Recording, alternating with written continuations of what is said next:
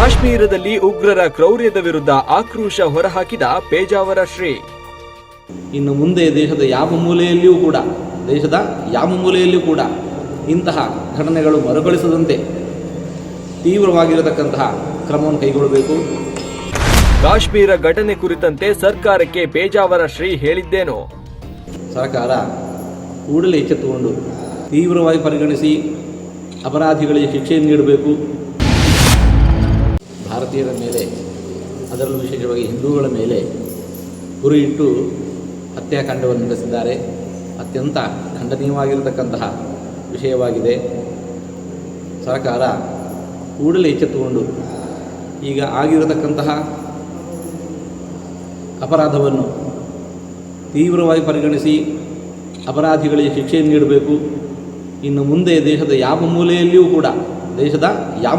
ಕೂಡ ಇಂತಹ ಘಟನೆಗಳು ಮರುಕಳಿಸದಂತೆ ತೀವ್ರವಾಗಿರತಕ್ಕಂತಹ ಕ್ರಮವನ್ನು ಕೈಗೊಳ್ಳಬೇಕು. ಒಂದೆಡೆ ಕಾಶ್ಮೀರದಲ್ಲಿ ಕಾಣ್ತಾ ಇದ್ದೇವೆ, ಈ ಕಡೆ ಪಶ್ಚಿಮ ಬಂಗಾಳದಲ್ಲಿ ಕಾಣ್ತಾ ಇದ್ದೇವೆ. ಎಲ್ಲೆಡೆ ನಡೆಯತಕ್ಕಂತಹ ಇಂತಹ ಅಪರಾಧ ಕೃತ್ಯಗಳು ಕಠಿಣವಾದ ಕ್ರಮವನ್ನು ತೆಗೆದುಕೊಳ್ಳದೇ ಹೋದಲ್ಲಿ ಇವು ದೇಶಾದ್ಯಂತ ಮರುಕಳಿಸ್ತಾವೆ. ಕಾಶ್ಮೀರದಲ್ಲಿ ಈ ಹಿಂದೆ ಒಮ್ಮೆ ನಾವು ಕಾಶ್ಮೀರಿ ಫೈಲ್ಸ್ ಅನ್ನುವಂತಹ ಒಂದು ಚಿತ್ರವನ್ನು ನೋಡಿದ್ದೆವು.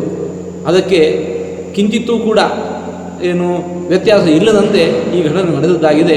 ಇದನ್ನು ನಾವು ತೀವ್ರವಾದ ಮಾತುಗಳನ್ನು ಖಂಡಿಸ್ತೇವೆ. ಸರ್ಕಾರ ಕೂಡಲೇ ಇದರ ಬಗ್ಗೆ ಕಠಿಣವಾಗಿರತಕ್ಕ ಕ್ರಮವನ್ನು ಕೈಗೊಳ್ಳಬೇಕು ಅಂತ ನಾವು ಒತ್ತಾಯ ಮಾಡ್ತಾ ಇದ್ದೇವೆ.